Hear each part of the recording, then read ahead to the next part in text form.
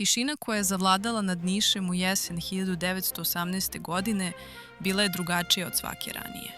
Nije to bila tišina poraza, već trenutak predaha grada koji je iza sebe ostavljao godine ratova, razaranja i neizvesnosti.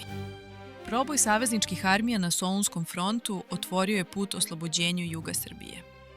Razbijene su neprijateljske linije, a srpske jedinice nastavile su prodor dolinom Južne Morave, vodeći teške borbe protiv nemačkih snaga u povlačenju.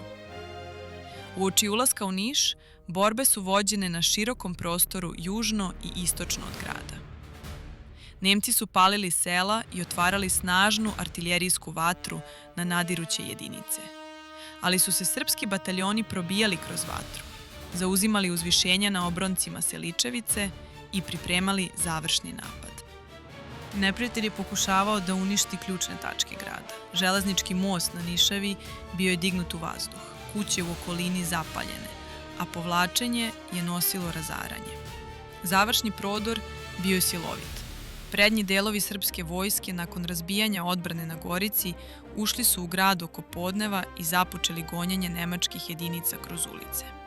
Istovremeno su jedinice drugog puka probile odbranu na Bubnju i pod jurišem prodrle u Niš, vodeći borbe od kuće do kuće. Pod jakom vatrom nemački vojnici bili su primorani da gaze reku i povlače se ka severu, dok je srpska vojska zatvarala pravce njihovog odstupanja. U borbi su učestvovali i građani. Vatrom iz pozadine, među kojim su bili čak i dečaci od 12 do 15 godina, pomagano je potiskivanje nemačkih snaga iz grada. Cena oslobođenja bila je velika. Moravska divizija imala je poginule i ranjene, dok je na nemačkoj strani stradalo više od 100 vojnika uz ogromnu potrošnju municije i ratnog materijala tokom završnih borbi. Dana 12. oktobra 1918. godine Niš je bio slobodan. Oslobođenje je označilo prekid veze između Nemačke i Turske i ubrzalo završetak rata na Balkanu, dok je srpska vojska, uprkos istrpljenosti, nastavila pobednički prodor ka severu. Niš je tokom Prvog svjetskog rata jedno vrijeme služio kao neslužbena ratna prestonica Kraljevine Srbije. Od jula do jeseni 1915. godine tu je bio smešten državni vrh, uključujući vladu, Narodnu skupštinu i diplomatski kor, dok se zbog prodora neprijateljske vojske iz pravca Bugarske odvijala postupna evakuacija vlasti ka unutrašnjosti zemlje.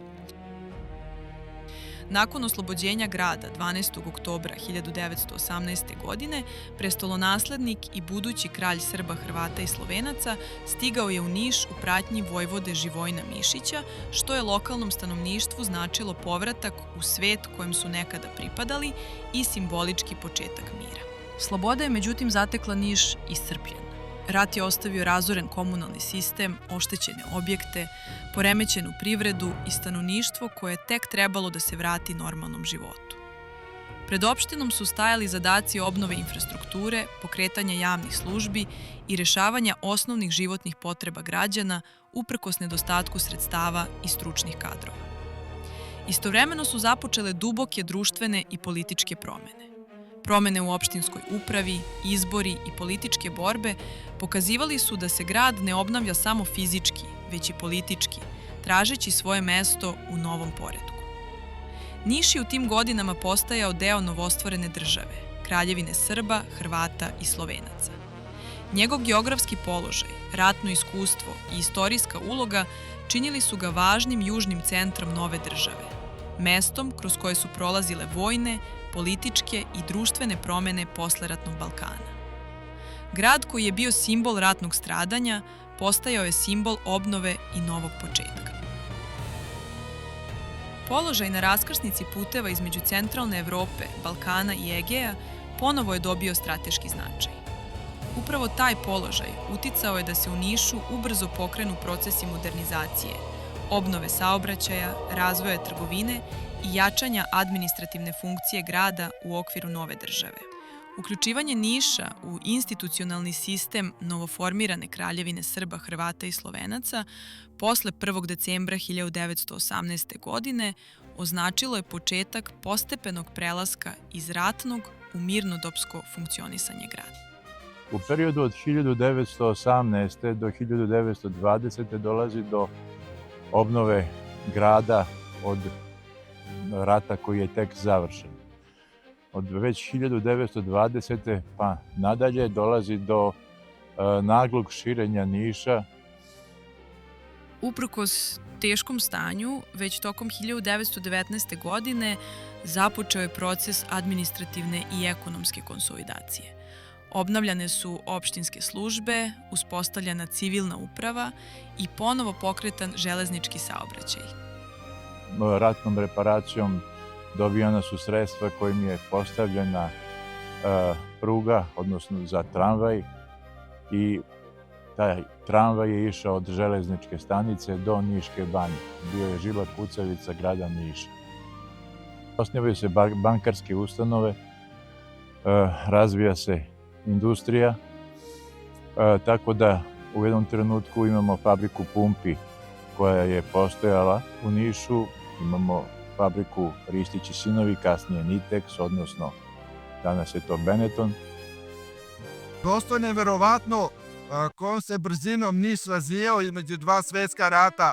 To je za mene, da bi rubriku verovali ili ne, veliki broj novih grada je podignuto, urađena je regulacija grada, počeo se radi na uvođenju nekih higijenskih sistema koji će, odnosno kanalizacije, radilo se na vodovodu, uvodila se struja, postavljala se kaldrma na ulice i tako su se ljudi u stvari uspješno borili protiv niškog blata koje je uvek bilo prisutno. Unapređen je kolski i železnički saobraćaj. Sve je rađeno na tome da se od Niša napravi jedan modern evropski grad, što je on jeste i bio između dva svjetska rata. Naravno, time što je uveden tramvaj, što su podignute nove zdravstvene ustanove i ostale narodno pozorište. Uprkos razaranjima, život se vraćao. Ulice su se ponovo punile ljudima, trgovine su se otvarale, a svakodnevica je polako potiskivala ratne uspomene. Niš je ulazio u razdoblje između dva svetska rata, vreme nade, ali i novih izazova. Vreme u kojem će društvene promene, političke borbe i modernizacija oblikovati njegovu sudbinu. Tu počinje priča o gradu koji ponovo uči da živi. Priča u kojoj fotografije prestaju da ćute i počinju da govore.